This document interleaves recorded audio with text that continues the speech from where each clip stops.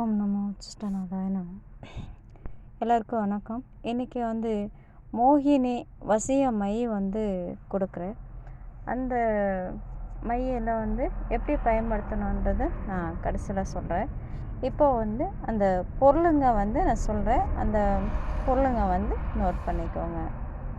இதை இந்த வேலைகள், அதாவது மாந்திரீகமும் செஞ்சுட்டு இருக்கவங்க செய்யலாம், அல்லது தேவைப்பட்டவங்க செஞ்சுக்கலாம். சரிங்களா? கொடுக்குறேன், நீங்கள் யூஸ் பண்ணிக்கோங்க.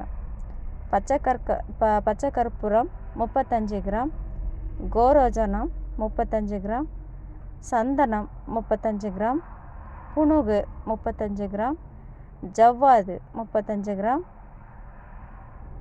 கிராம்பு 35 கிராம்,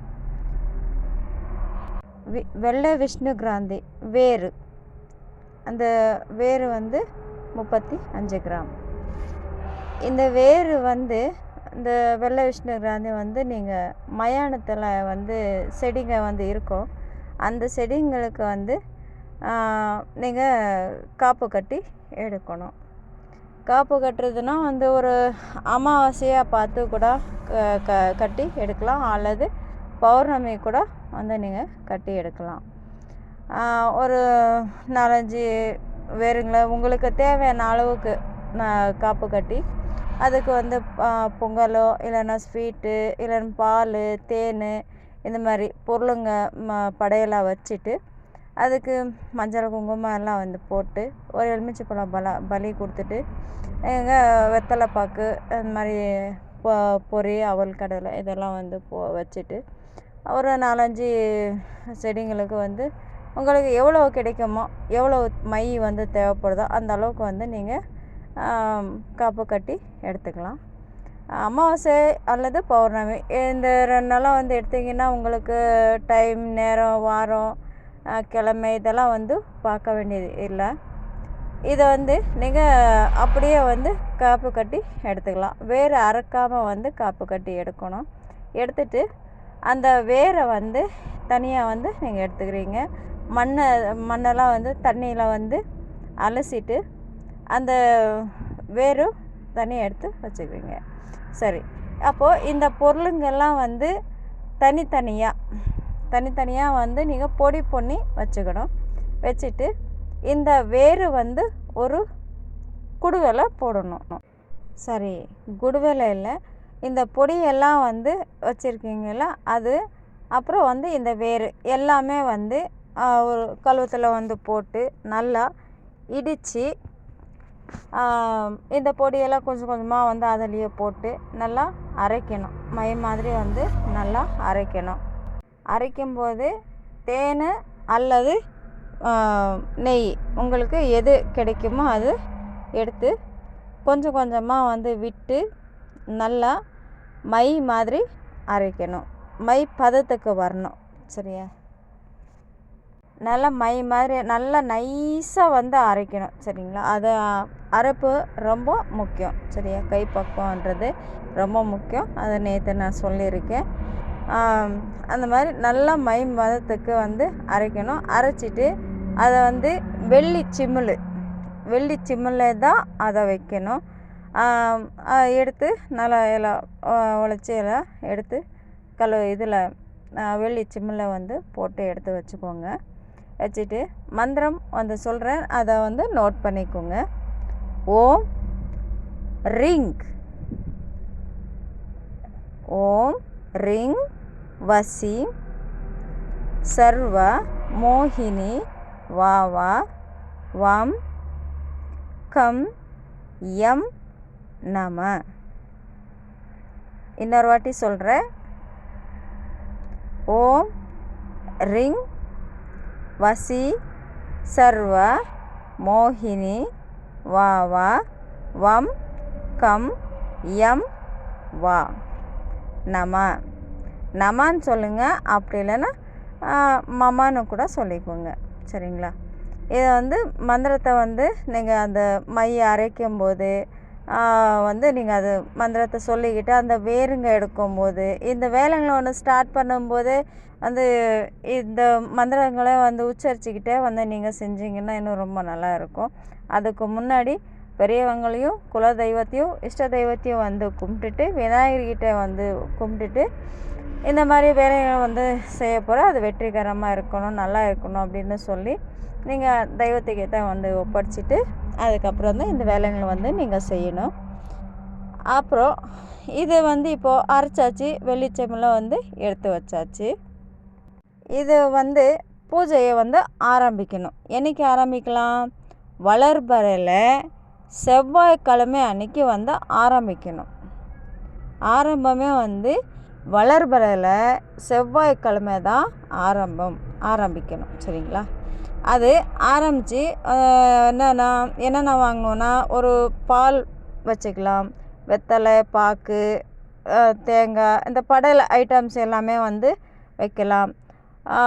பூஜையில் உட்காரவங்க வந்து வெள்ளை வேஷ்டியோ அல்லது விரிக்கிறதுக்கும் வந்து வெள்ளை துணியாக இருக்கணும், மல்லிப்பூ இருக்கணும், மல்லிகை அத்தர், இந்த வாசனை பொருளுங்கள் வந்து மேலே உடம்புல வந்து லைட்டாக வந்து அங்கங்கே பூசிக்கணும். அப்புறம் வந்து பால் பழம் வந்து சாப்பிட்டுக்கலாம். ஏன்னா அப்போ தான் ரொம்ப நேரம் உட்கார முடியும். உட்காந்து அந்த மந்திரங்களை வந்து உங்களால் ரொம்ப நேரம் வந்து சொல்ல முடியும். வெள்ளை துணி வந்து கட்டிக்கோங்க. ஏன்னா அவங்களுக்கு வந்து ரொம்ப பிடிச்சது இந்த வெள்ளை துணிகள், வாசனை திரவியங்கள். அன்னைக்கு பூஜை அன்னைக்கு தான், பூஜை ஆரம்பிக்கிற அன்னைக்கு இந்த பொருளுங்கள்லாம் வந்து வைக்கலாம். ஒரு தேங்காய் முழுமையாக வைக்கலாம், அப்படி இல்லைன்னா உடச்சி கூட வச்சுக்கலாம். முழுமையாக வச்சாலும் ரொம்ப நல்லது தான், வச்சுக்கோங்க. இந்த தேன் ஸ்வீட்டு இந்த மாதிரி வந்து எவ்வளோ யூஸ் பண்ணுறீங்களோ அவ்வளவு நல்லது தான். மல்லிகைப்பூ கண்டிப்பாக ரொம்ப முக்கியம், அதை பூஜைக்கு வந்து வச்சுக்கோங்க. சரி, அந்த அன்றைக்கி வந்து நீங்கள் இது பண்ணிடுறீங்க. அரைச்சிட்டு இதை வந்து சும்மா அப்படியே வைக்கக்கூடாது. மை வந்து உருவேறிச்சுன்னா என்ன ஆகுனா, அந்த டப்பா நீங்கள் மூடி இருப்பீங்க இல்லையா, இப்போ வெள்ளி சிம்மில் வந்து போட்டு மையை மூடி பூஜையில் வச்சிடுறீங்க. இப்போ இந்த மந்திரம் வந்து உங்களளவுக்கு சொல்கிற அளவுக்கு வந்து அன்றைக்கி சொல்லிட்டீங்க. மறுபடி இப்போது நீங்கள் பூஜையில் வந்து நீங்கள் பார்க்கும்போது எப்போ எடுத்தாலும் நீங்கள் அந்த பூஜையில் வச்சுருக்க மையை வந்து நீங்கள் பார்க்கும்போது அந்த மூடி டப்பா வந்து திறந்த மாதிரி லைட்டாக, அதாவது வந்து லைட்டாக வந்து மூடினாலும் மூடாத மாதிரி வந்து இருக்கும் இல்லையா, அந்த மாதிரி மூடி வந்து லூஸாக இருக்கும். சரியா? அந்த மாதிரி இருந்துச்சுன்னா மைக்கு வந்து உருவேறிடுச்சு. அவங்க கனவுல வந்துடுவாங்க. உங்களுக்கு கனவுல வந்தப்போவே அந்த வேலை நடக்கும்.